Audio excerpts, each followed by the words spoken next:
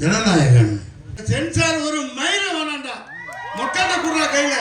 இந்த ஆட்சியே வேணாம், தூக்கி போடுங்க. உண்மையான வருவாங்க. சென்ட்ரல் கவர்மெண்ட் ஒரு மயில வேணாம், நீங்க கிழிச்சதெல்லாம் போதும். இப்ப நாட்டை நாசம் பண்ணி இந்தியாவை உண்மையிலேயே வித்துட்டு இருக்காயா, எல்லாத்தையும் வித்துட்டாங்க.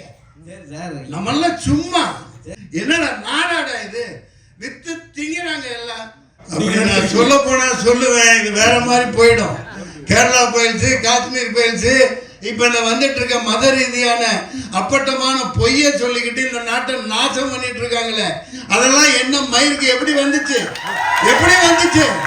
இவன் என்ன தப்பு பண்ணா, என்ன பேச்சு பேசிட்டு இருக்கீங்க? நான் நியாயத்துக்கு குரல் கொடுக்கிறவன். நான் வந்து சாதாரண அடிப்படை தரமட்டத்தில் தர லோக்கல் தான், அதைத்தான் அதை எதிர்க்கிறேன். இந்த சென்சார் ஒரு மயில வேணாண்டா, மொட்டாட்ட குடுறா கையில. இந்த ஆட்சியே வேணாம், தூக்கி போடுங்க.